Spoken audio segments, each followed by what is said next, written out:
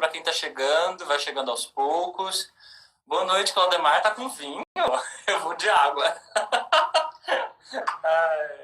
Muito bem, como um bom francês. É porque depois eu não vou poder participar. Não, é porque depois eu não vou poder participar do sarau entre você e a Solange, então é uma homenagem já a vocês. Ah, sim, é o sarau de poesia sábado. Que bom, uai. Então você já está antecipando. Exatamente. Bom, então vou fazer os proformes, as considerações iniciais, né? Isso.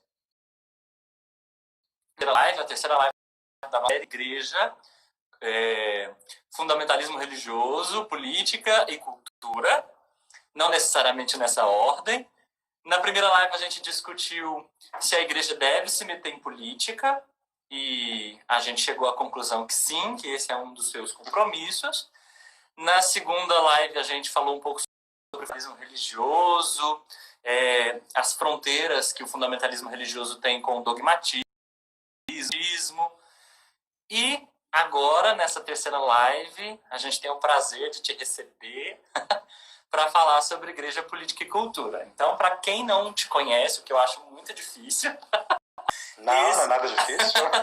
Esse é o padre Claudemar Silva, foi vigário do Santuário Nossa Senhora Aparecida. Nós somos amigos, é o quê, Claudemar? Tem mais de 10 anos? Nós já superamos os 7 anos, então quer dizer que somos amigos. Já passamos dos 7 anos. É verdade. É isso mesmo. E estudamos juntos, fizemos filosofia, teologia juntos. E depois que nós fomos padres juntos no santuário, o senhor resolveu casas, já tinha, né? Resolveu abri-las e voar. E está agora na França, morando neste país maravilhoso que eu tive o prazer de visitar e de visitá-lo. Né? Enfim, está aí estudando, ampliando o seu arcabouço, a sua gramática intelectual. A gente sabe que há duras penas, né? Como há duras penas, velho. É típico, né? Bom, então, eu não preciso falar nem do seu currículo, Claudemar mas eu vou mesmo assim mencionar. O Claudemar é um intelectual, né? Lê muito, é estudante, empenhado, né? Nas letras, na cultura, na literatura, enfim. Então, é este padre sobre igreja e cultura. Mas conta pra gente, assim, brevemente, como é que tá a experiência aí de viver como um peregrino na França? Bom, antes de dizer qualquer coisa, eu gostaria de te parabenizar por esse projeto, não é? Anunciar aos seus seguidores, aos seus amigos aí, esse momento de reflexão, de pensar. Eu acho que nesse momento, sobretudo, em que o pensamento está tão enviesado e que o raciocínio e a razão estão sendo tão fortemente combatidos, toda pessoa que nos leva a pensar, toda pessoa que nos propõe o pensar, é alguém que contribui. Então, gostaria de, antes de tudo, te parabenizar. Você tem toda esta dinamicidade que é própria, né, sua, e você trabalha com a juventude aí na diocese, é alguém que tem, de fato, um pensamento largo, no sentido de que consegue transitar em várias áreas do conhecimento com muita tranquilidade, de modo com muita precisão, de modo muito apropriado. Então, parabéns antes de qualquer coisa. Eu me sinto honrado por fazer parte. Evidentemente, você tem um leque de opções e poderia ter convidado quem quisesse, mas é parte. Esse convite... Estou quase fazendo assim, nem tanto, mas... Eu me senti, assim, de fato, muito, muito honrado, muito feliz.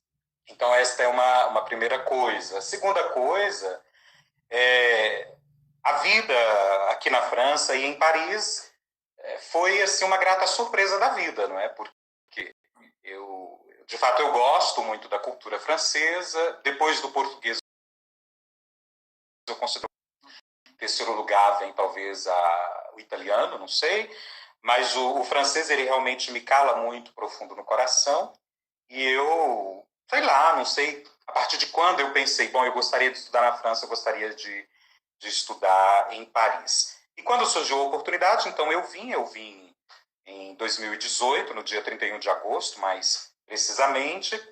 Eu já fiz o estudo do idioma, porque eu precisava do para poder pleitear uma vaga nas universidades francesas, porque eles exigem o C1 para quem é de humanas, como é o caso, que eu pretendo estudar literatura francesa, fazer um diálogo, de repente, com a literatura brasileira, sei lá, alguma coisa nesse sentido. Então, eu precisava conseguir esse nível, depois de 2 exames que, assim, realmente foram muito difíceis, mas, bom, já passou, felizmente. O diploma concedido pelo governo francês, então é de fato um diploma, não é uma declaração, é algo realmente interessante e que depois até eu poderia usar no caso, porque o estudo francês é um estudo muito difícil, muito difícil. Eu aproveitei agora a pandemia justamente para revisar a gramática, para ler algumas outras, eu não tinha tido tempo até então. Eu estava fazendo um curso de História da Arte, porque eu moro aqui muito perto da Champs-Élysées, na paróquia que fica ao lado da Champs-Élysées. Por exemplo, do Arco do Triunfo, aqui de casa, são 10 minutos a pé. Tem 2 grandes museus aqui próximos, que é o Grand Palais e o Petit Palais, que também são a 15 minutos aqui de casa. E eu fazia um curso de História da Arte no Grand Palais, mas por causa da pandemia, evidentemente que foi suspendido. E agora estou aguardando a resposta da faculdade. A partir agora do mês de junho, os bares, os restaurantes, os teatros, os museus poderão ser reabertos. Então, aos poucos, o confinamento realmente vai ficando para trás. A gente já tem podido sair, evidentemente que usando máscara, levando gel, álcool em gel. Então, tem sido assim um processo interessante, né? Aqui eu moro sozinho, eu moro num estúdio, porque você sabe, em Paris, cada metro quadrado é caríssimo, né? Paris é a segunda cidade mais cara do mundo, só perde para Singapura, já imagina. Mas é a cidade mais visitada do mundo. Berço, hoje, né, atualmente falando, é o berço da cultura, da arte e da moda. São os títulos que Paris leva. Para você ter uma ideia, Paris tem mais de 120 salas de cinema, mais de 1.000 galerias de arte. Então, são números assim astronômicos, não é?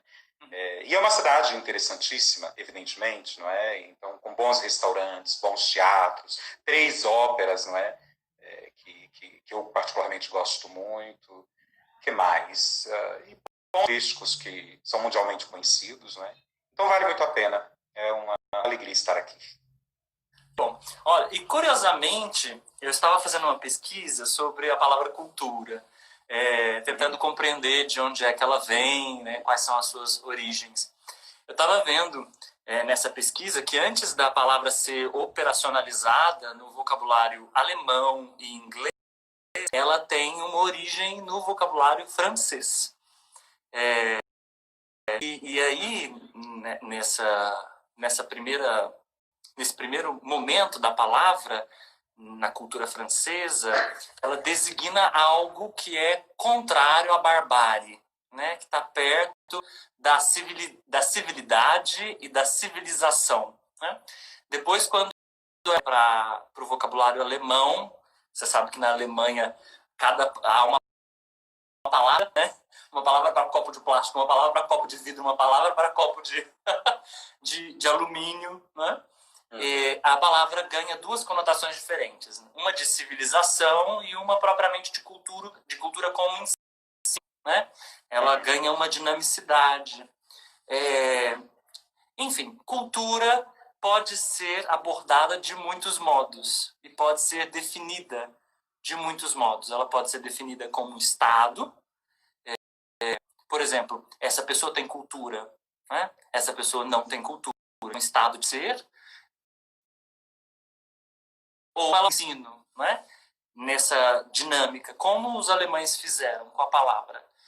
E ela pode ser tratada de muitos modos, o conceito pode ser entendido de muitos modos. A sociologia tem um jeito de enxergar a cultura, a antropologia tem um jeito de enxergar a cultura. Bolso, indivíduo, um grupo social ou uma nação pode reunir os seus mitos, os seus ritos, as suas técnicas, os seus hábitos, a sua moral e seus costumes, o seu sentimento estético, né? As artes, o belo, o seu conceito de belo, a um tempo, tá ligado ao próprio grupo e às redes de significados que esse grupo dá, né? Dependendo do grupo. Então, parece ser uma terminologia muito vasta. Eu queria saber, então, de início, como é que você vê por cultura, exatamente. Você sabe que a palavra cultura foi uma das mais difíceis que eu tive aqui para poder pronunciar, porque ela tem muito U, né? 2 U.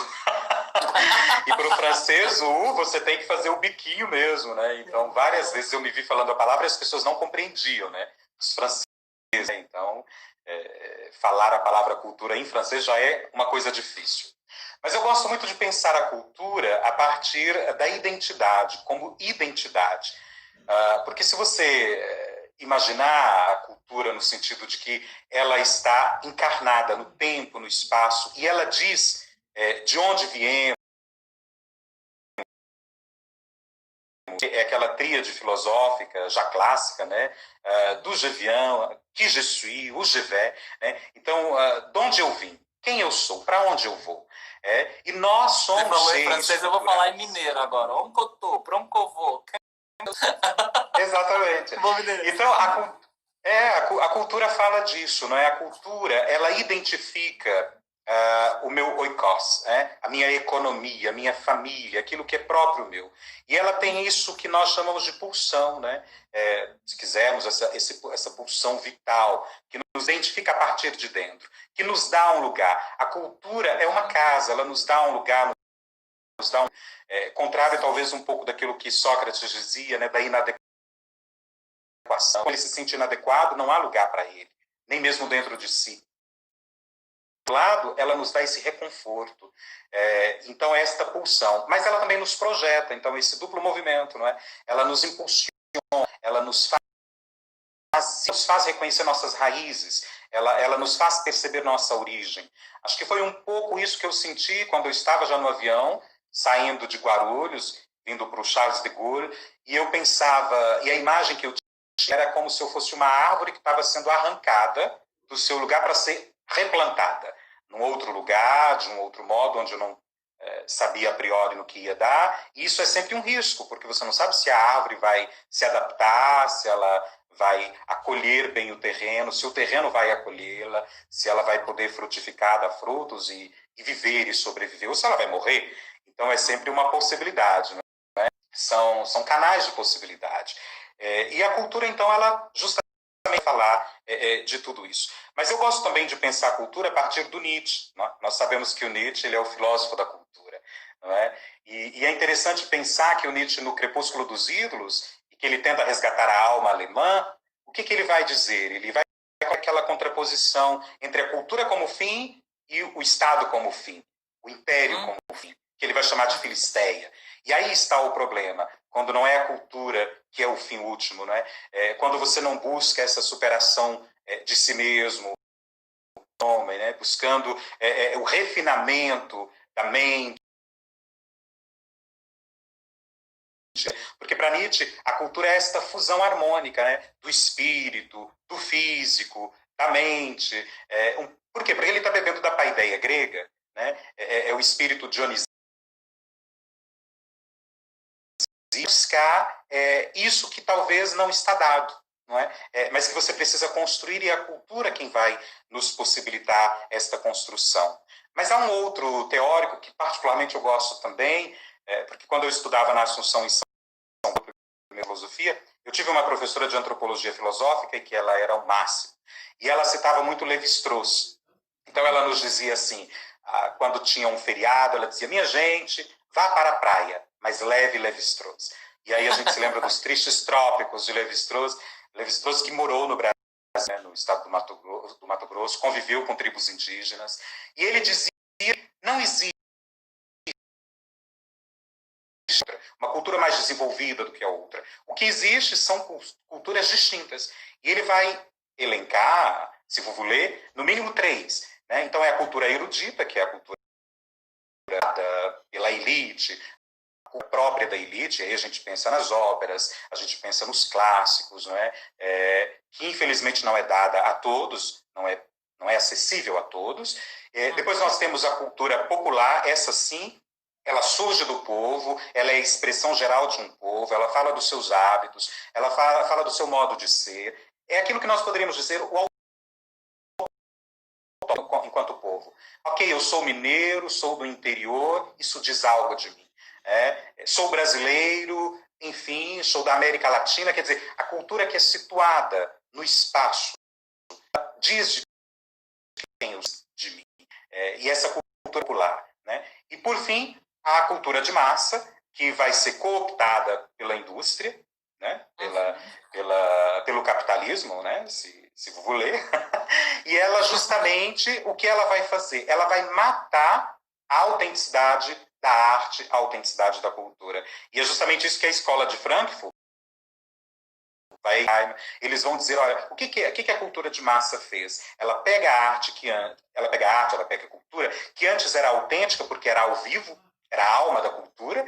Então você pensa aí até século XVIII, XIX, a música é tocada ao vivo, não tem rádio, não tem uma difusão, ao vivo, não tem uma gravação para ser reproduzido depois, a própria...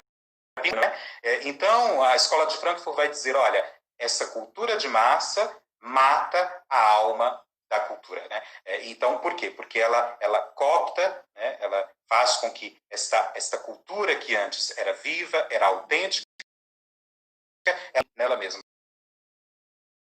Porque então, reproduz-se em série para ter cada vez mais lucro. Né? Então, aí é um problema. Né? E o Walter Benjamin, né, ele vai dizer que o ápice desta revolução tecnológica em relação à cultura, ele vai citar 2, hoje certamente ele citaria ele vai citar a fotografia e o cinema. Então, na fotografia e no cinema nós temos o ápice da cultura. Né? E aí eu ficaria, né, se essa é a pergunta, a meu ver, aquilo que nos identifica. Então, por isso, não é justo, não é honesto dizer eu tenho cultura, você não tem, ou a minha cultura ela é mais importante do que a sua, ou do que quem quer que seja. Não.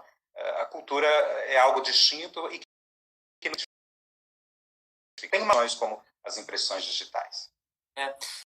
Que você, citando Adorno, né, você citou outros, mas ao citar Adorno, você me fez lembrar algo sobre ele.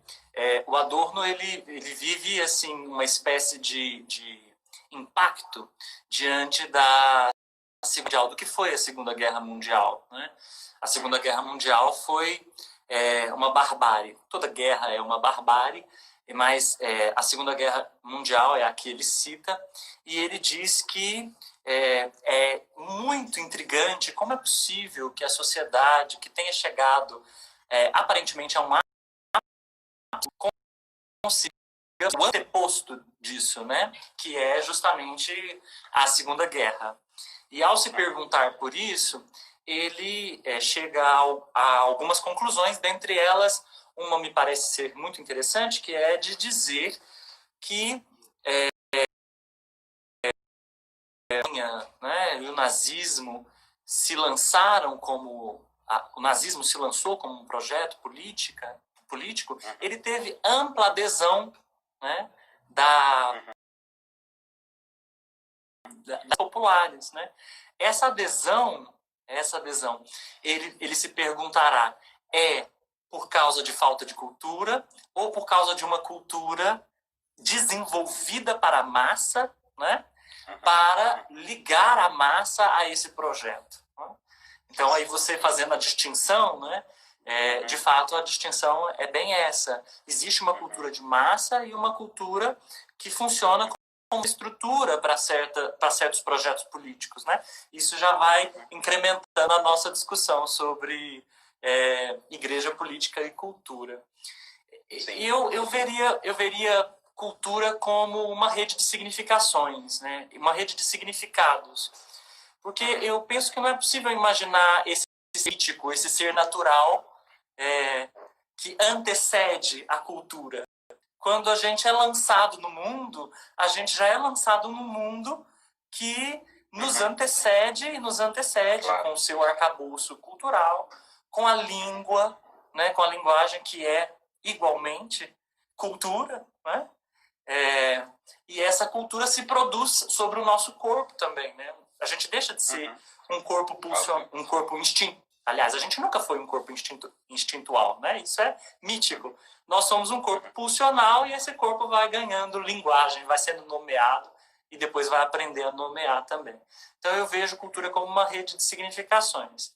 E uma rede de significações de um povo. Não tem uma cultura que é melhor do que a outra nesse sentido, né? E aí você me faz lembrar o Ariano Suassuna. Eu acho que você gosta do Ariano Suassuna também. A gente se divertia com ele, né?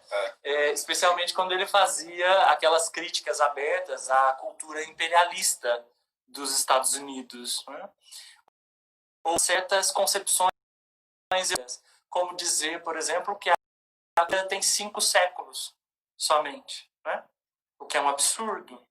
Como dizer que a cultura brasileira tem 5 séculos? Antes que nós fôssemos colonizados, né, nós tínhamos já uma cultura. E ele vai desentranhando isso, mostrando que já existiam pinturas indígenas. Né? Tem toda uma vida anterior, né? Toda uma vida anterior. E que a cultura não surgiu com os portugueses nem com os jesuítas. Né? Por exemplo, o teatro. Se você acha um livro de história, o surgimento do teatro no país vai ser caracterizado como algo inserido pelos jesuítas no país. E isso é um absurdo. Né? Ele diz assim, eu gosto de uma fala dele, que ele diz: o que a Grécia descobriu? Ela descobriu o teatro grego, não o teatro. Porque antes que ela descobrisse o teatro, outros lugares já tinham teatro também. Então ela descobriu o teatro grego. E aqui já havia um teatro português chegarem aqui. Então, é muito interessante essa discussão cultural nessa interface com aquilo que a gente chama de globalização e imperialista, né, que quer nos dominar culturalmente também e a partir dessa cultura de massa. Né? E aí, será que tem resistência para isso? O que você acha? Olha, você falando, eu me lembro da história da arte, porque eu gosto muito de pensar a sociedade, pensar o homem a partir da arte, porque a arte, ela me ajuda a me situar, não é? Se você pensa na história, se você pensa a arte rupestre, o homem primitivo, ele não era inferior ao homem moderno, ao homem contemporâneo, né? Porque ele está situado num tempo, e no seu tempo ele é altamente revolucionário, né? E vivendo na precisa se descobrir, precisa identificar o meio em que ele vive, precisa nomear a si mesmo e tudo que ele vê e tudo que ele faz. Então ele vê o bisão, ele vê o mamute, ele tem que caçá-los, mas ele tem que matá-los, ele tem que cuidar da sua própria sobrevivência. Ele vai descobrir o fogo e com o fogo ele descobre que a sua história é mais prática, mais prazerosa, né? A própria relação com as tribos vizinhas, de repente ele tem que iniciar também de diplomacia, né? Porque não dá também para ficar duelando o tempo todo, e por onde ele passa ele vai deixando as suas marcas, haja vista a arte rupestre, né? Então, esse homem que vai deixando os sinais, olha, eu passei por aqui, né? Eu fiz algo, não é? Eu fui agente do meu tempo. Então eu não posso olhar para a arte rupestre, para o tempo primitivo, né, para a arte primitiva, com os óculos que eu tenho hoje. Eu tenho que trocar os meus óculos para poder vivido, não é verdade? E depois, enfim, quando a gente desconhece a cultura, quando a gente pensa que há uma supremacia de uma em relação à outra, existe a chamada violência cultural, né? Então essa violência que chega e se impõe, né? Essa cultura que chega e se impõe e não se pergunta pela outra, não faz esse processo de identificação e conhecimento. A gente viu isso no passado, a gente vê isso no presente, infelizmente eu penso sempre. Né? Sim. E aí, olha só, quando a gente, por exemplo, diz Não existe uma cultura melhor que outra. Isso é muito problemático também, né? Se a gente não coloca os matizes que são necessários. Por exemplo, como dizer que uma cultura em que a mulher é mutilada, tem os seus órgãos mutilados, é tão boa quanto uma cultura em que a mulher está livre, por exemplo, né? Se a gente puder pensar uma cultura em que a mulher tem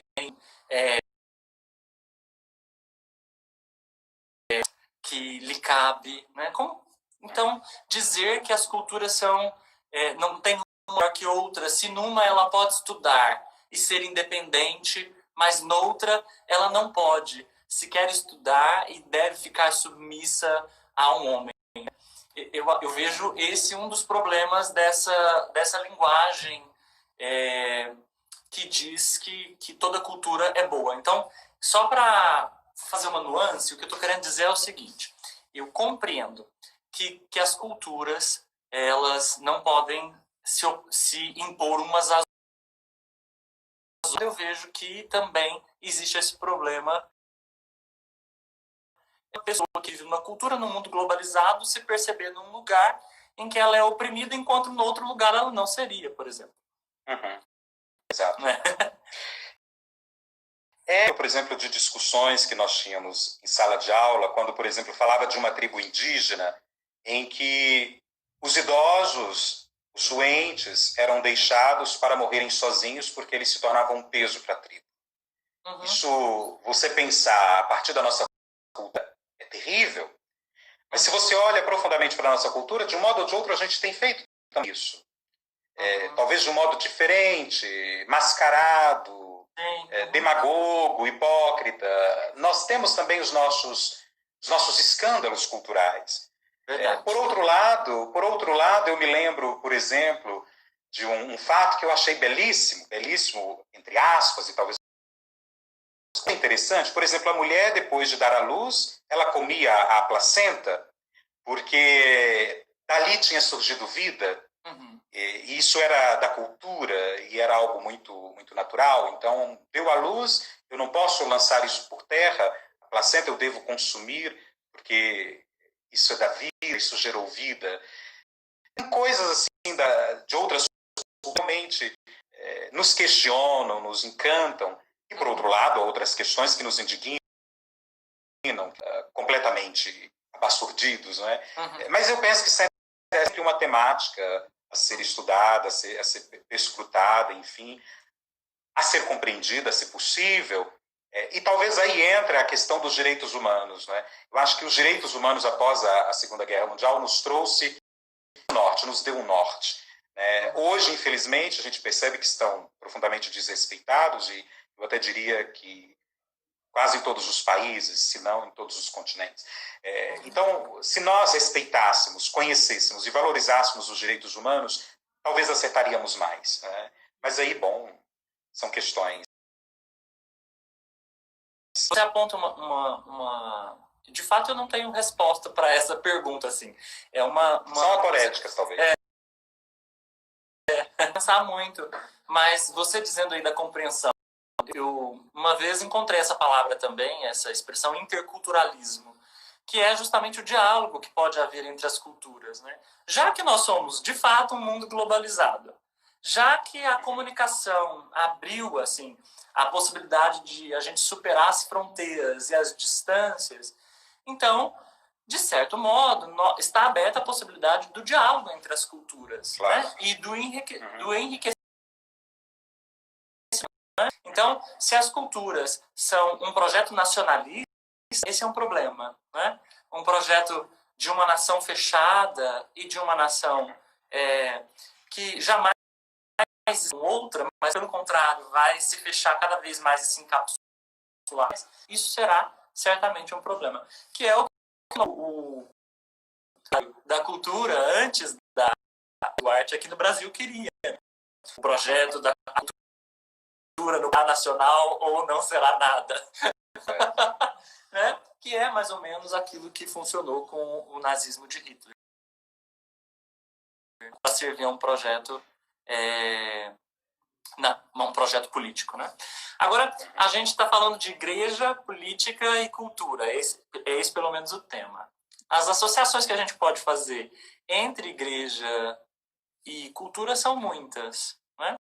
A igreja talvez seja a única instituição, ou uma das poucas, que está em todos os continentes. Né? E ela tem, certamente, ela é efetiva, ela produz cultura, ela incentiva a cultura, assim se espera dela, inclusive, que ela seja uma grande incentivadora de cultura. E, estando em os continentes, ela tem um projeto universal e, ao mesmo tempo, particular. Como é que você vê as relações entre igreja e cultura? Assim, o que você acha dessa relação? Olha, em 2011, aqui em Estrasburgo, na França, o cardeal Turron, que era o cardeal o novo Papa, já falecido, né? Ele, numa conferência, ele dizia: a igreja e a cultura sempre foram velhos companheiros. Né? Uma frase que ele iniciou uma conferência dele em 2011. E ele, não é? Por quê? Porque a igreja, desde o seu início, ela é fruto de uma cultura, ela está dentro de uma cultura, como você bem disse, ela gera, ela produz cultura, mas se eu resgato o pensamento anteriormente de cultura como identidade, a igreja ela surge de uma identidade, Jesus Cristo. Uma pessoa, um ser encarnado no tempo, no espaço. A identidade de Jesus Cristo vai gerar uma identificação. E a partir dele e ao redor dele surge um grupo. Pequeno grupo, depois desse grupo cresce, enfim. E temos ali os cristãos, os discípulos.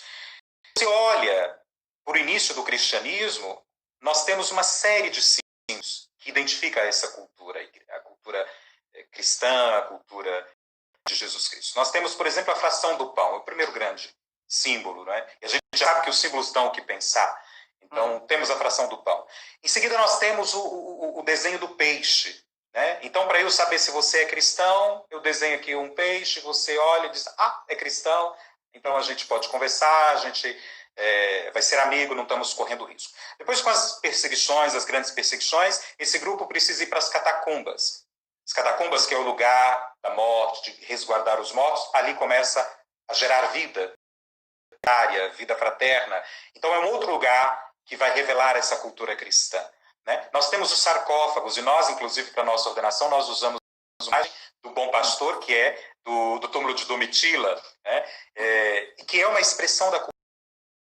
Logo em seguida, nós vamos tendo uma série de outros sinais, e aí a gente pode citar afrescos, iluminuras, o sino. Né? Imagina, o sino é algo que gerava comunicação, e talvez foi a cruz. Né? É um marketing fabuloso, é um slogan fabuloso,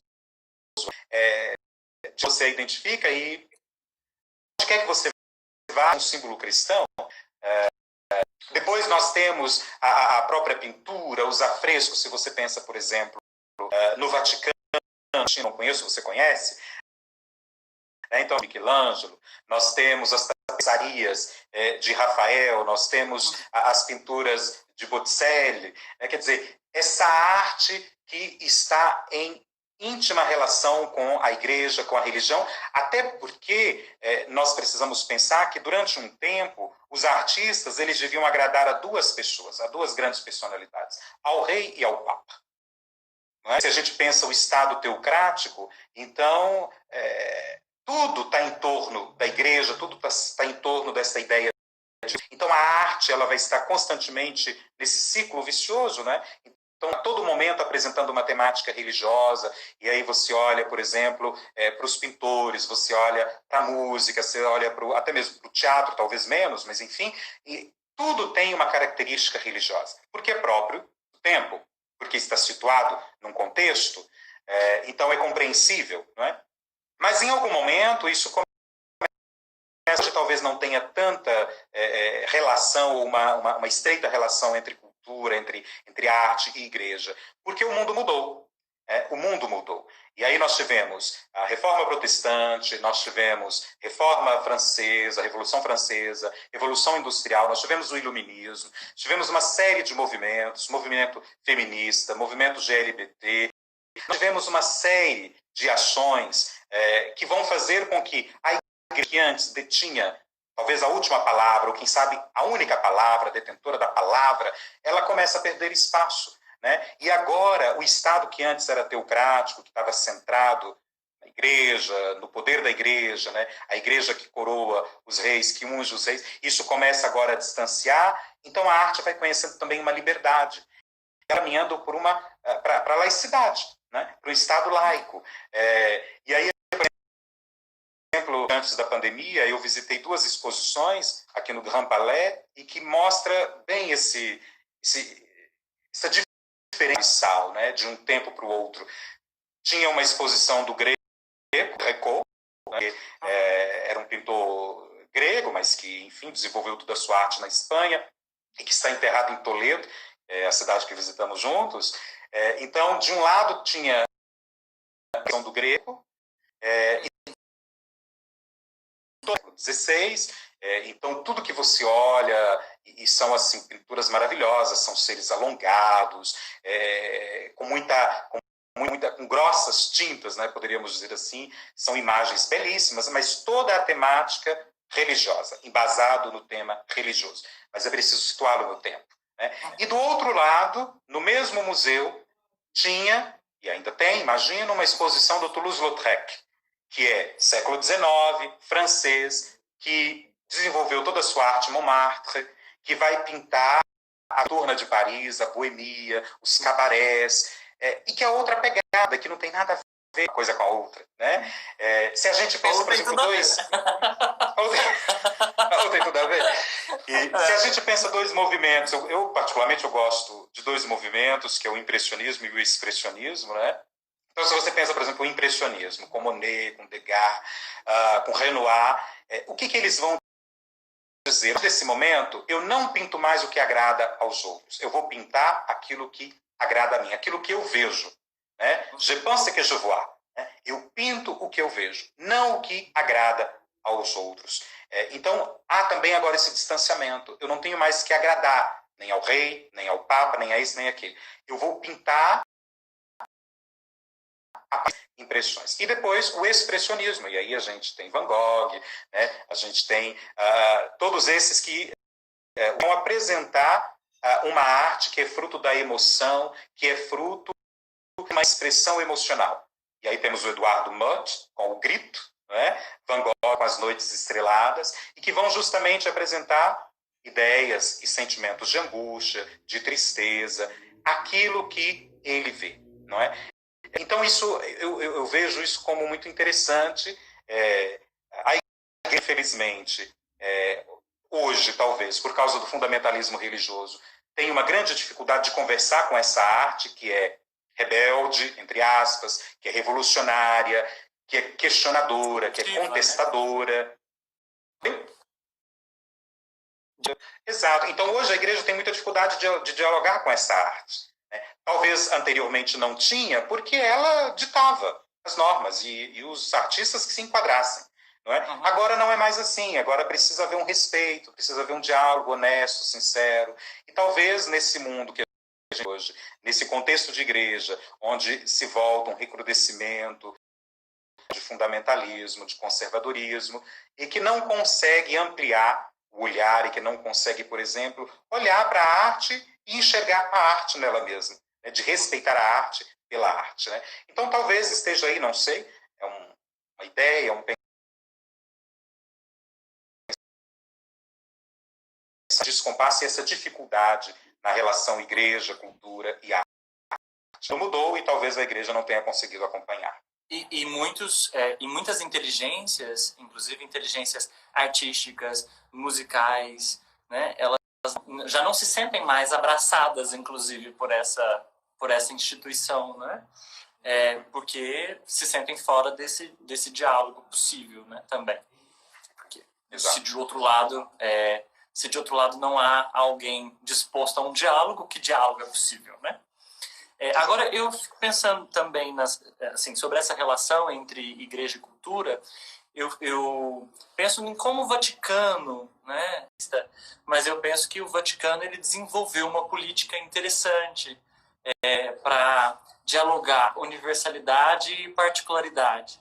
Você veja, um estado em que na verdade a gente só encontrava europeus, né? O Papa era só europeu, até de repente aparecer um Papa polonês, né? E aí também o discurso da igreja muda quanto à missão. Ela não começa mais a falar entre cristãos e não cristãos.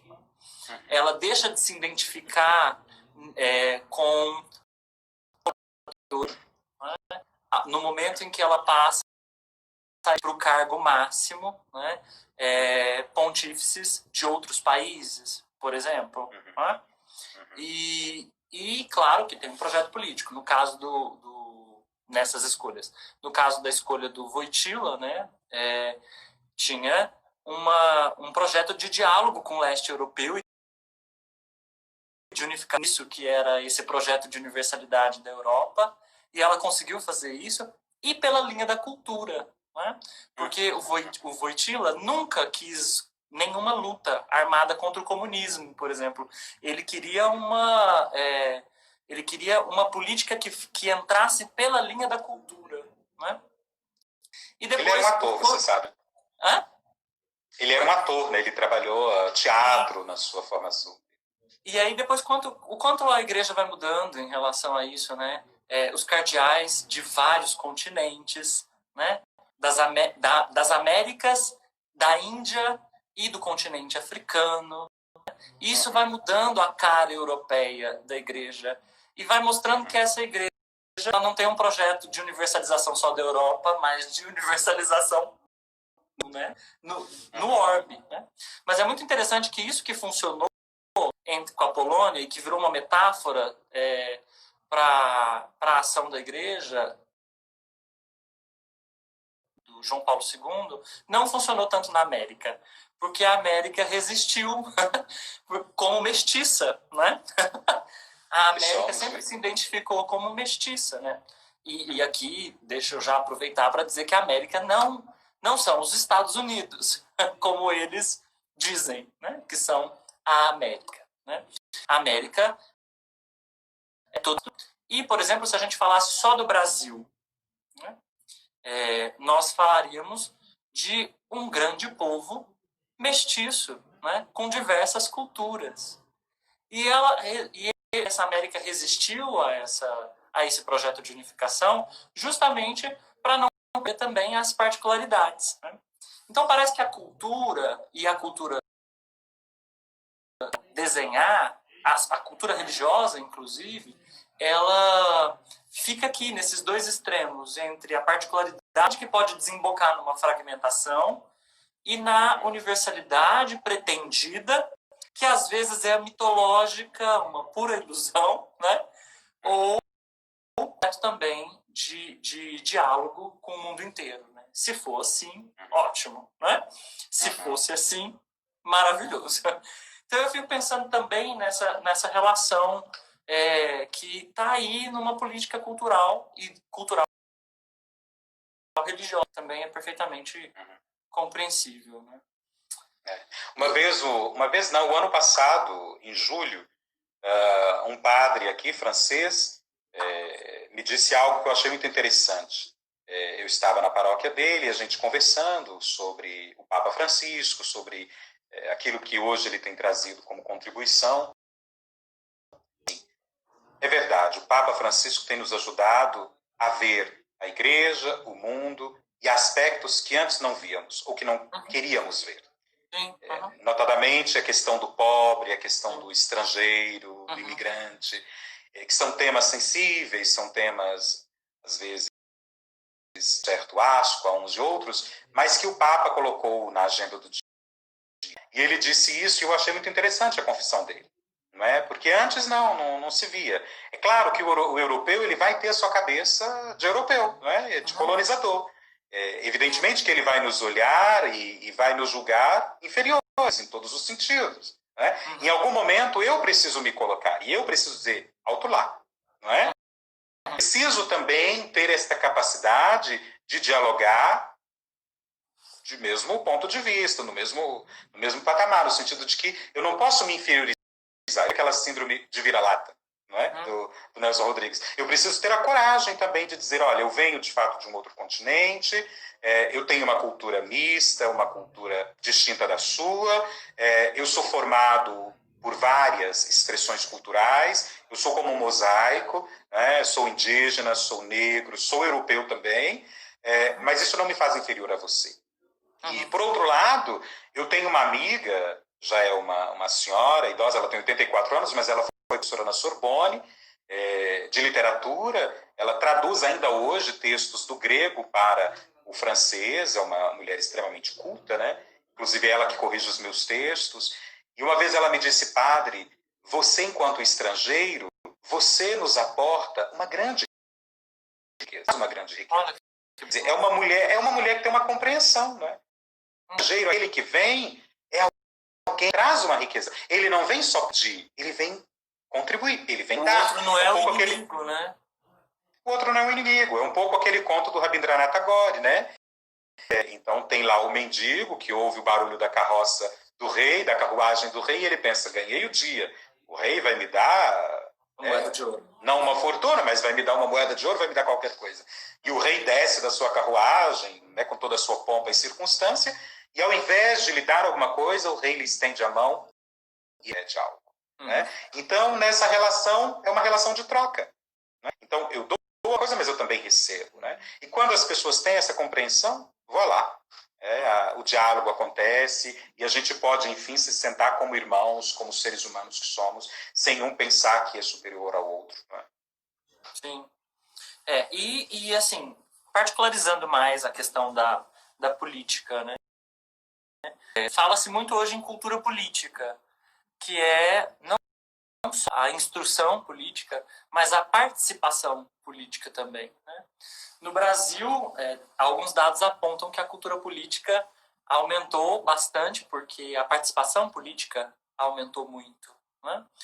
Sobretudo, antes um pouco do impeachment, as críticas abertas ao Partido dos Trabalhadores, e em seguida com o governo Bolsonaro, né? O governo Temer e o governo Bolsonaro.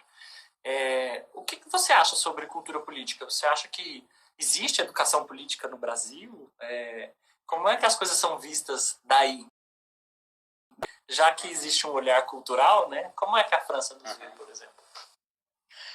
Olha, você sabe que desde o governo Temer, algumas disciplinas que são essenciais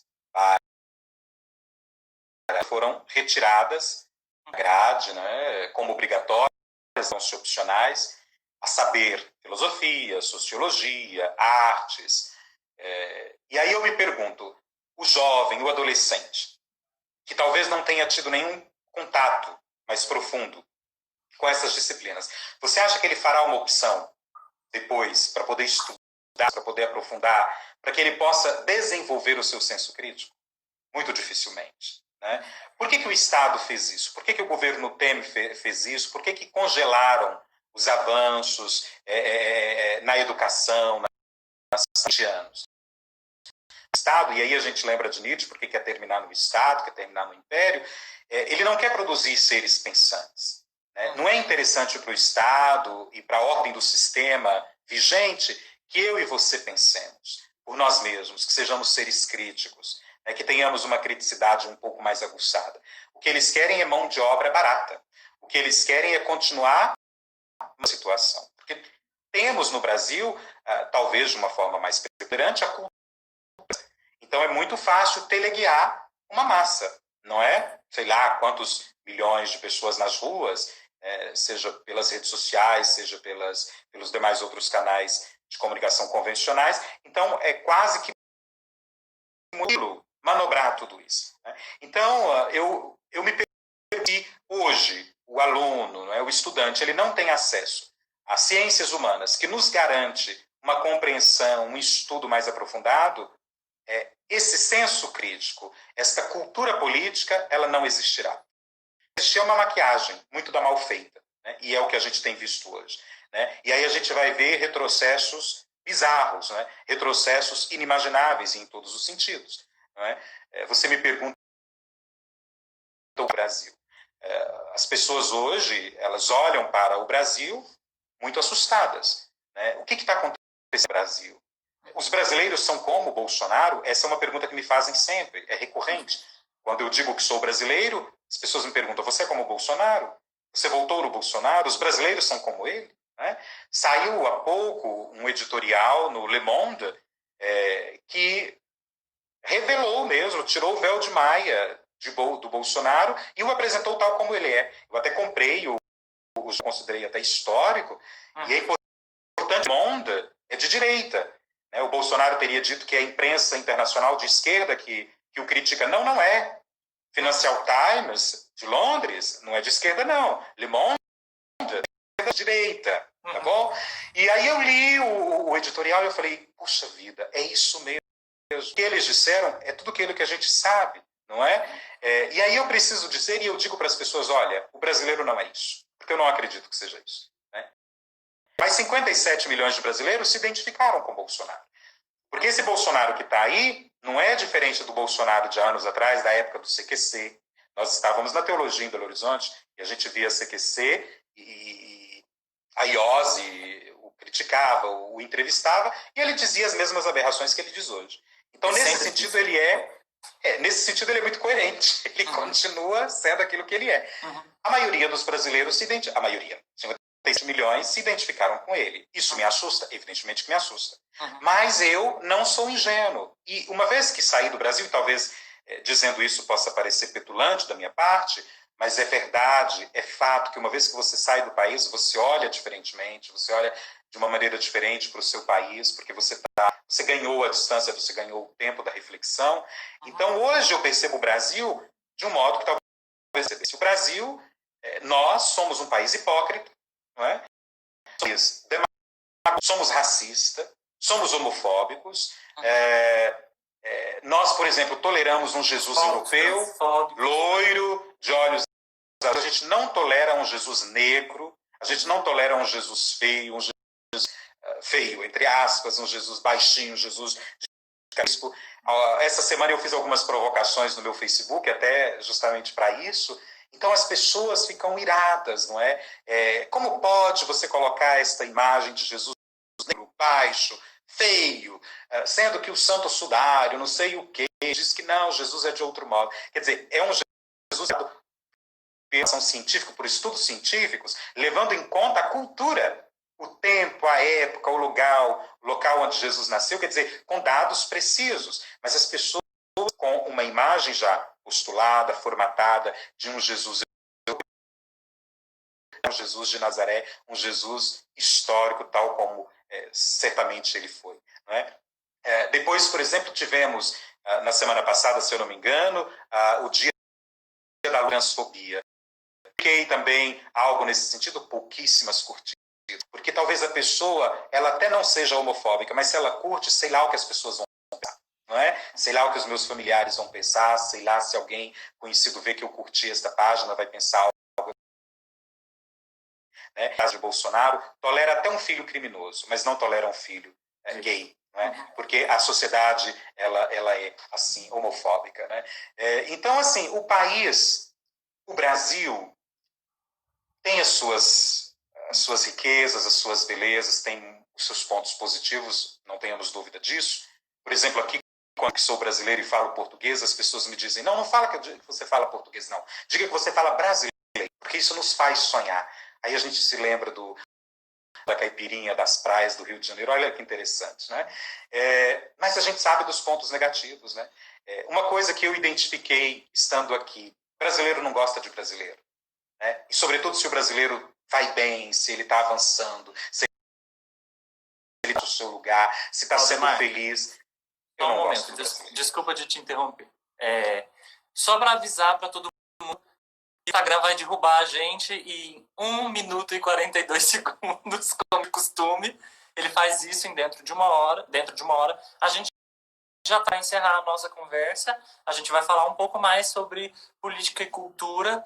Eu peço para todo mundo que está acompanhando a gente para que retorne juntos, para que a gente retorne juntos, para a gente poder encerrar essa conversa que está tão maravilhosa. Mas a gente ainda tem 1 minuto e 21. Eu só estou avisando antes para ninguém assustar, porque a live vai cair. Mas a gente vai retomar, tá bom? Então, você dizia que... Não, para dizer que esse sentimento, né, é um sentimento estranho, mas assim, a impressão que eu tenho é que a gente não gosta da gente. Brasileiro não gosta de brasileiro. Brasileiro não apoia brasileiro. A gente é um pouco daquilo mesmo que o Nelson Rodrigues dizia, né, a síndrome do vira-lata. Então, é melhor, é mais vem de fora. Então, eu acolho melhor o estrangeiro do que alguém da minha pátria, um concidadão, um compatriota. Então, assim, essas expressões que a gente tem, não é? E eu acho interessantíssimo e falar dessa questão da cultura, e aí eu retorno talvez àquela questão quando você me perguntava sobre igreja e cultura. Foi aqui que eu consegui pensar que, embora eu tenha minha cultura, eu venho para uma outra cultura e eu faço o possível para mergulhar nessa cultura, para compreendê-la, para respeitá-la, para viver como eles. Então eu procuro comer como eles comem. Arroz eu só como uma vez por semana, feijão não sei quando foi a última vez que eu comi. Eu como pão todo dia. Eu faço esse esforço. Muito bem. Então a gente falava sobre isso, né? Sobre a França, o jeito que a gente é visto aí. Você disse que tem essa questão da política brasileira, né? Do governo Bolsonaro, mas ao mesmo tempo o povo pede para você falar brasileiro faz sonhar. A gente fica mesmo nessa ambiguidade, né? A nossa visão fora do país. A ambiguidade entre o país alegre, mas o país mal administrado, o país... Exato, e até uma coisa interessante, que, por exemplo, um dos professores do meu curso, ele disse algo que eu achei assim, muito, muito sintomático. Ele dizia, alguns anos atrás, quando nós recebíamos brasileiros aqui, nós recebíamos muitos brasileiros, quando nós perguntávamos como eles estavam, como ia o Brasil, estava tudo ótimo. Hoje, recebemos, e quando nós perguntamos como eles estão tristes, estão revoltados, estão contrariados. Isso foram falas de um dos meus professores, no final do ano passado.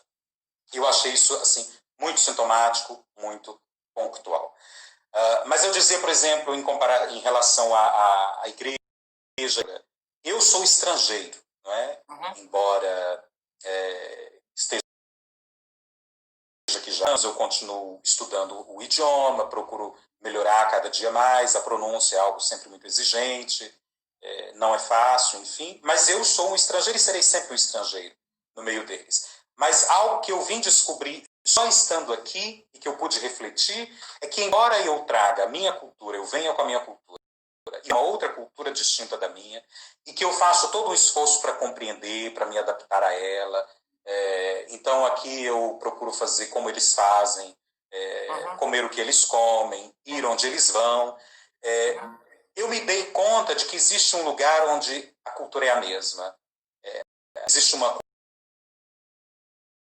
cultura, quer dizer, fora eu sou estrangeiro, mas no momento da Eucaristia, entre os cristãos, eu sou cristão com eles. É um pouco aquilo que Agostinho dizia. Convosco eu sou cristão, para vós eu sou bispo. Né? O primeiro é minha dignidade, o segundo é minha responsabilidade. Né? Salvaguardar as distâncias aí.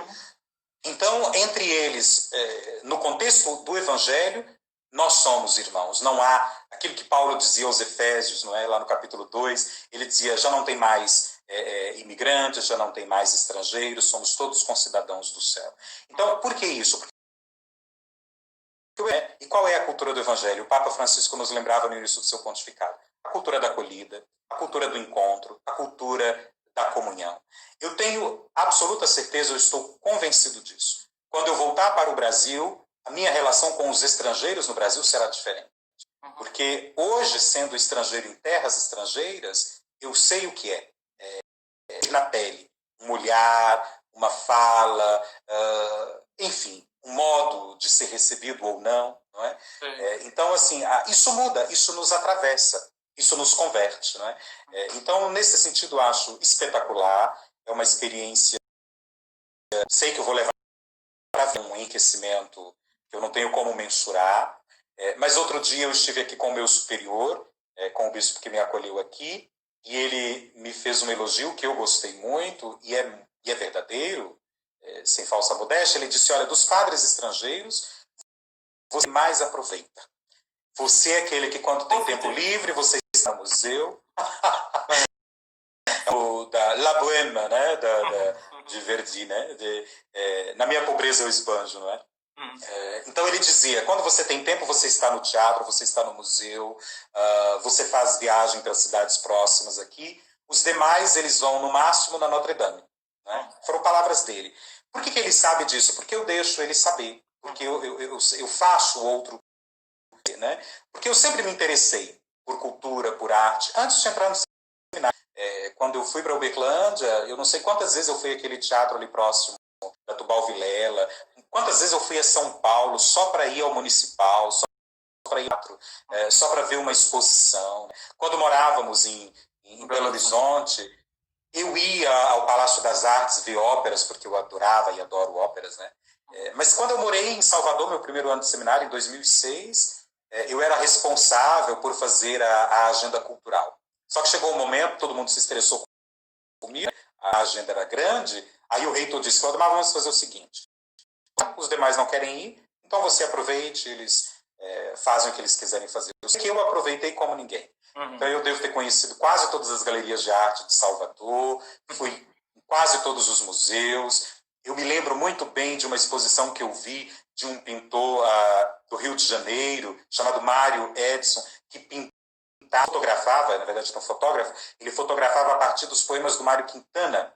E eu me lembro, como se fosse hoje, de olhando para um retrato, para um porta-retrato de um menino, caracterizado como um menino sulista, então um guri, né, com a boina, não sei, enfim, e tinha esta foto do menino, poema do Quintana, que dizia: outro dia, mexendo nas minhas coisas, encontrei uma foto minha no auge dos meus 10 anos. Guardei de súbito aquela foto, pois pensei, sei lá o que este guri pensando de mim.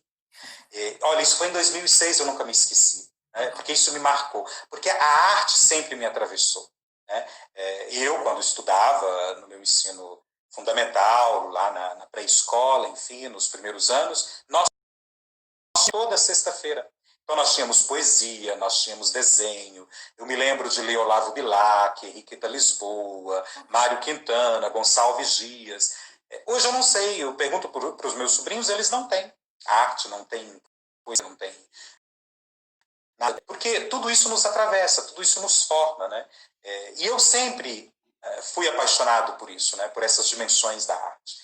E estando aqui, evidentemente, né, na cidade artística, na Cidade de Luz, não iria ser diferente. Né? Eu seria um tolo se eu não aproveitasse. E aí, só para encerrar esta fala, assim que eu cheguei na paróquia aqui, eu convidei a caminhar em volta do centro, claro, não é? E eu disse um dia para ele, era um sábado, eu disse: vamos caminhar em volta do centro, os barcos passarem, a gente toma uma cerveja, a gente vê o pôr do sol, enfim, coisa que todo mundo faz. Não é? Frugal, né? E ele me... Frugal, né? Sentar na beira ele... do centro, é super frugal. Exato. Mas você acredita, ele já estava aqui há mais de um, e ele me disse: é a primeira vez que eu faço isso. É a primeira vez que eu faço isso. Quer dizer, um programa gratuito, alguns passos você já está lá no Sena, e ele não tinha feito isso ainda. Então, quer dizer, as oportunidades, elas podem nos aparecer, mas é preciso ter também essa perspicácia, essa sabedoria para poder aplicar-las. Né? Que interessante, porque você tocou numa outra definição de cultura, que cultura é aquilo que atravessa, são atravessamentos, né, das relações sociais e também políticas. Né? Agora, você também toca num assunto muito interessante, que a cultura da igreja é o evangelho. E o evangelho, ele, por exemplo, na missão de levá-lo a outros lugares, né? Mais, por exemplo, numa catequese de catecismo, numa catequese de cristandade, de a forceps, né? Felizmente. Graças a Deus. E hoje a gente fala muito em enculturação. No papado do Francisco, a gente teve esse último sínodo, o sínodo da Amazônia, né, que tocou bastante nessa temática da enculturação, né, e, sobretudo, na importância de valorização dessas culturas que são esquecidas, né, porque há muitas culturas esquecidas, por exemplo, dentro do nosso território nacional, né, e de como a cultura anda desvalorizada, né? Antes um ministério, agora uma secretaria. Eu vou deixar você falar, se você quiser, um pouco sobre a questão do sínodo, porque isso enfrentou uma grande disputa na igreja. Foi um motivo para uma discussão, não era nem um debate, era mais uma disputa mesmo, em que uns queriam ter a razão e não dialogar, né? O documento, que era um instrumento de trabalho, virou um documento de discussão, como se fosse o documento final, e parece que as coisas não puderam andar como elas poderiam em relação às populações ribeirinhas, a ordenação de homens casados, mais fiéis, né? E que tinham um papel importante dentro da igreja. Isso parece que ficou travado por causa dessa disputa toda, aquela questão do celibato que foi tão reclamada, né? E aí, o evangelho, ele pode se enculturar mesmo? Eu gosto de pensar o evangelho como proposta. Não é? Jesus é uma proposta. Né? Quando ele diz, ide pelo mundo inteiro e anunciai a boa nova, batizando em nome do Pai, ele está dizendo, faça isso a fósseis. Ele não está dizendo, vai, ou é isso, não é? Não é nada disso. Proponha. Não é? Se a gente lembra, por exemplo, da Cristo, né? Os cristãos, eles eram identificados pelo modo de ser, e eles não eram distintos no sentido pejorativo, talvez, do termo, para dizer somos melhores do que os pagãos crentes, mas eles tinham um modo irrepreensível de viver, né? Eram responsáveis, né? Pagavam seus impostos, estavam inseridos na vida comunitária, na vida, não é? E, no entanto, eles tinham a sua fé e viviam a sua fé. Né? Então, para mim, o que fica do evangelho é essa proposta, e é essa proposta que pode ou não nos convencer, e o outro tem o direito de não se deixar convencer ou de não aceitá-la, mas é que a gente se sente à mesa e converse, e seja amigo. Eu, por exemplo, tenho amigos que são ateus, eu tenho amigos que são descrentes, eu tenho amigos que são crentes, isso não impede em nenhum momento que a gente consiga minimamente se relacionar. Não é? O Sínodo da Amazônia revelou justamente esse momento dramático que nós vivemos enquanto sociedade. Né? Nós pensávamos que podíamos estar sãos em um mundo doente. O mundo está doente, a sociedade está doente. E por que a sociedade está doente? Porque tem nos carecido algo que é fundamental e que nos identifica enquanto seres humanos, que é a empatia.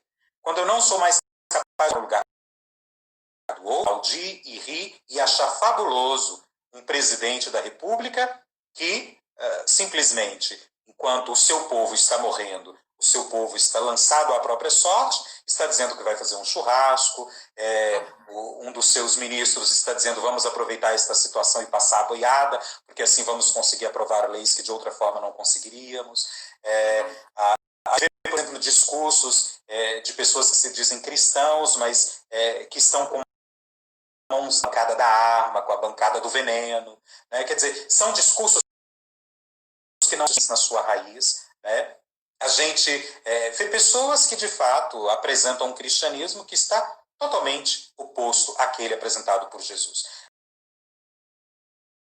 É preciso a gente ter essa luz para que a gente possa identificar quais são as incongruências, quais são os percalços de um caminho mal optado, mal seguido, e a que momento a gente precisa ter a coragem para a gente fazer aquilo que a Nina Simone dizia. Ela dizia, é preciso ter coragem de se levantar da mesa quando o amor já não é mais servido.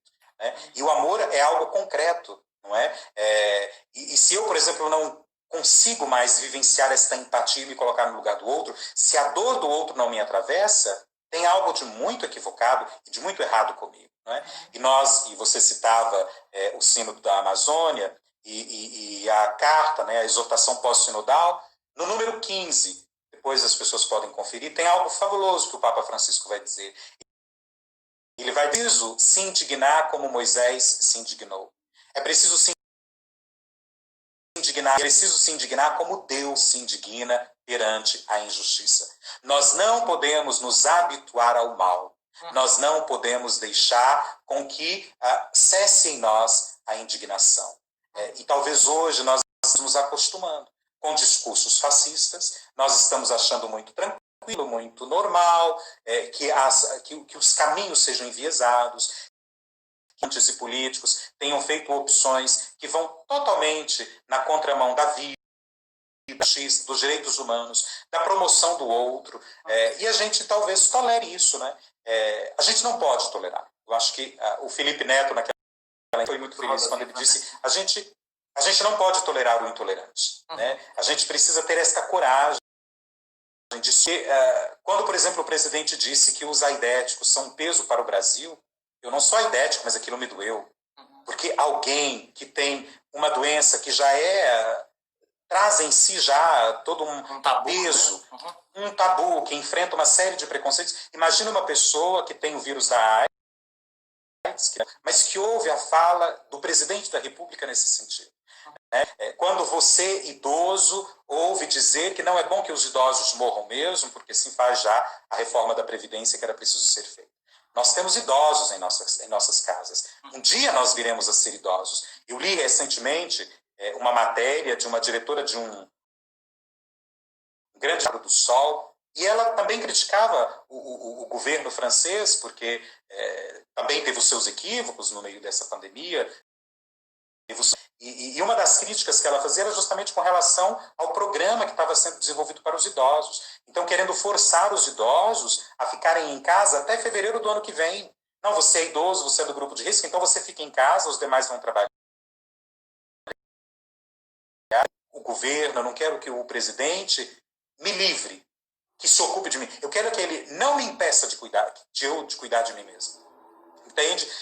Porque ela não queria um paternalista, mas ela queria que ele não inviabilizasse a sua capacidade, a sua liberdade de fazer por ela mesma. Somos o seu futuro. Né? Então, isso é interessante, não é? A gente precisa refletir sobre essas questões, e eu tenho refletido muito, sobretudo com relação à perda dos direitos humanos, porque isso, para mim, é talvez o escândalo da nossa época. Né? Quando eu tolero que o negro, o pobre, o jovem da periferia seja morto, seja assassinado, e eu não dou o meu grito, eu não me indigno, eu não protesto. Quando, por exemplo, os medicamentos que antes eram oferecidos gratuitamente nas farmácias populares, como ocorreu, por exemplo, nos primeiros meses do governo Bolsonaro, esses medicamentos são agora cancelados, e que eram medicamentos para diabetes, eram cancelamentos para quem estava em tratamento de câncer, de transplantes, e a sociedade acha tudo isso tranquilo, não se revolta, tem alguma coisa de muito sério acontecendo. Né? Quando os mais médicos são impedidos de continuar por um viés ideológico, algo que o Bolsonaro dizia que combateria, mas que ele está se deixando levar, né, por uma questão ideológica, porque tinha sido uma proposta, tinha sido um programa do... E aí, então, ele acaba com esse programa, aí vem uma pandemia como essa, não tem médicos suficientes, os médicos cubanos que poderiam estar aí dando a sua parcela de contribuição não estão, e a sociedade não fala nada, aqueles que antes disseram, não, tem que ir embora mesmo, tem que cessar com isso, não diz nada, né, porque muitos têm os seus planos de saúde, têm condições. Então, são uma série de situações de atentados contra os direitos humanos, contra a vida, que estão sendo perpetrados, e muitos estão silenciados, muitos estão calados, porque não consegue mais ter empatia. Já não tem capacidade. Então, é um tempo difícil, e eu penso para esta nossa época. Nossa, que forte.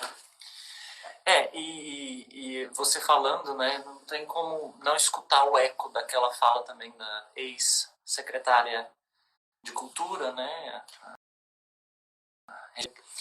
Vocês estão pesados, né? Sejam leves, né? Vocês estão arrastando atrás de vocês um véu de caixões, né? E está muito pesado para vocês, né? E você dizendo tudo isso sobre a falta de empatia, e ver ela cantando, por exemplo, uma marchinha da ditadura, né? Quanto isso faz sentido, né? E quanto é difícil ver que a cultura também virou um lugar para disseminar esse tipo de ódio, né? Porque a cultura, ela serve para isso também, né? Para atravessar a gente, para furar a nossa e para despertar a nossa porosidade para o outro, para o mundo, para a vida, para o mistério, para a morte, para fazer a gente acordar para a realidade de que a gente vai morrer, para fazer a gente acordar para a realidade do outro que está à nossa porta, né? Servem para isso, né? Talvez por isso as artes contemporâneas sejam cada vez mais escandalizar diante delas, né? No entanto, o que a gente tem visto é que a cultura virou um lugar assim governado por gente que não tem nenhum pingo de empatia. Mas a Regina Duarte, ela é o exemplo do artista que não se deixa atravessar pela arte. Né? Ela, evidentemente, ela deu a sua contribuição, isso é inegável, mas a arte que ela representou não a atravessou. Né? Como um curso que a gente pode fazer e não atravessar a gente, né? E não nos atravessar. O Ferreira Goulart, ele dizia que a arte existe para nos provar que a vida por si só não basta. Né? O Gilberto Gil tem uma frase que eu adoro, né? Ele dizia: a arte não é extraordinária, e ela tem que estar na mesa de todo brasileiro. Né? E alguém já cantou isso: a gente não quer só comida, a gente não quer só pão, a gente não quer só de arte. Né? Aqui, por exemplo, na França, eu acho interessante isso, porque toda quarta-feira os alunos vão ao museu. Quarta-feira é o dia que eu não vou ao museu, porque é muita criança, muito barulho, né? Porque é o dia em que as crianças vão ao museu, é o dia das crianças irem ao museu. E aí a gente vê aquelas filinhas, né? Fila indiana, todo mundo indo ao museu. Se você pensa, por exemplo, só Paris tem mais, mas para eu não exagerar, tem muito mais. Aí, por exemplo, a nossa cidade tem quantos museus? Eu sei que São Paulo, depois eu fui fazer uma pesquisa, São Paulo tem aproximadamente 100 museus. Né? Quantas vezes vamos ao museu por dia? O nosso problema é que a nossa cultura é uma cultura de consumo, é uma cultura de massa. Então a gente acumula. Eu fiquei muito impactado, né? Por exemplo, quando eu li que depois do fim do confinamento em Wuhan, na China, uma chinesa, para se presentear a hora de viver e de desfrutar, porque afinal de contas. E aí ela foi uma filial da Louis Vuitton e ela comprou uma bolsa por nada mais, nada menos do que 3 milhões de dólares. Uma bolsa. Né? E aí, se você pensa que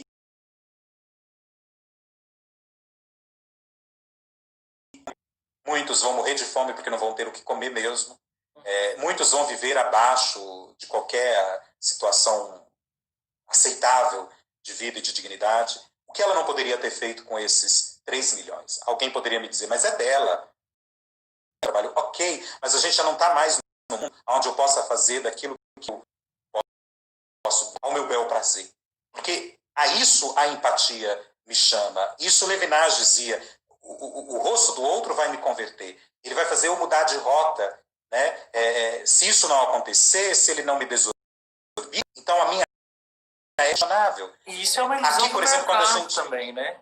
Você falando disso, como é verdade que isso é uma ilusão do mercado, essa ilusão de uma autonomia estanque, destacada.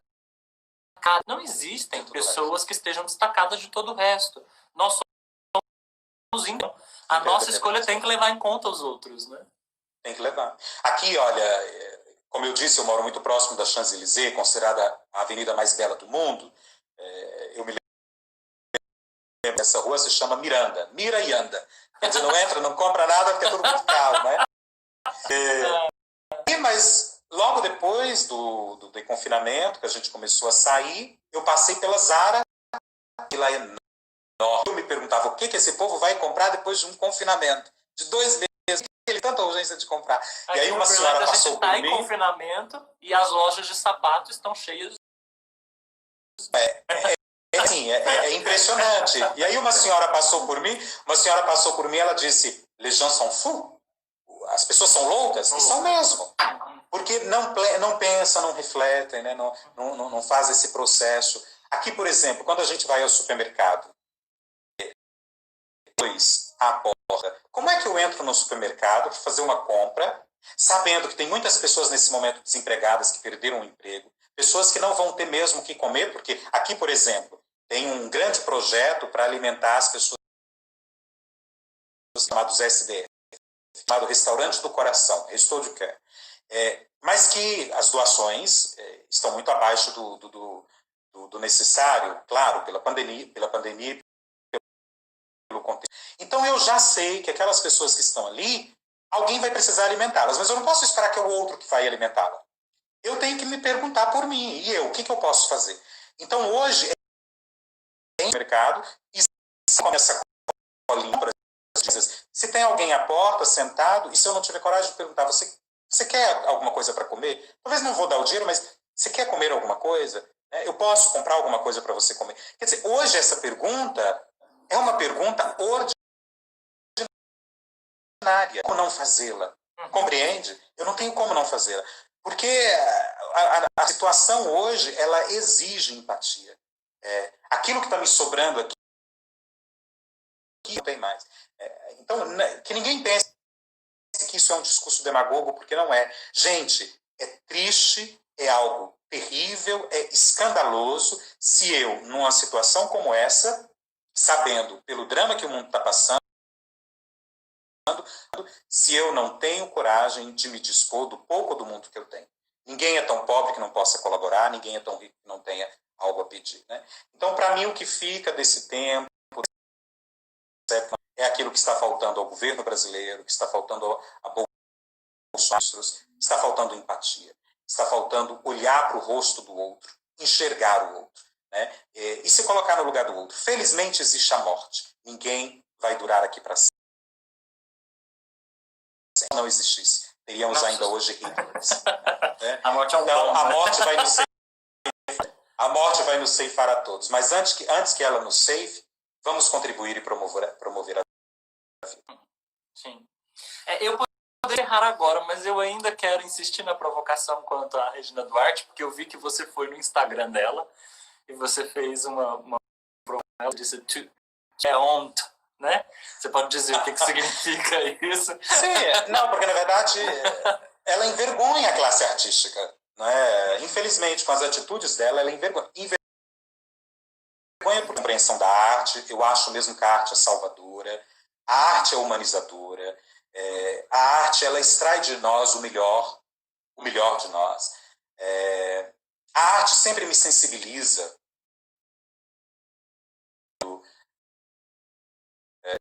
Manuel de Barros, que eu gosto muito. Eu me emociono com Manuel de Barros, vendo um filme. Por quê? Porque a arte ela faz com que eu enxergue, além de mim existe o outro. E você traz 3 temas aí que são interessantes, que é a política, a religião e a cultura. E eu me lembro, por exemplo, aqui na cultura ayurvédica e também na antropologia, vai falar de aberturas, né?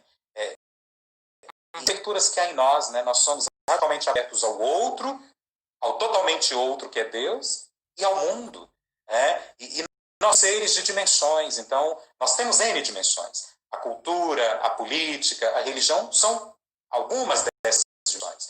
E que em algum momento elas precisam ser respondidas para que a gente seja minimamente completo, pleno. Né? Eu preciso dar uma resposta a essas dimensões. Então, o que a Regina Duarte fez, ela perdeu.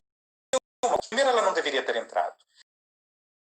É um governo que é uma barca furada. Então, qualquer um que entrar ali não vai dar certo, não vai conseguir, porque a estrutura, o modus operandi é todo já corrompido.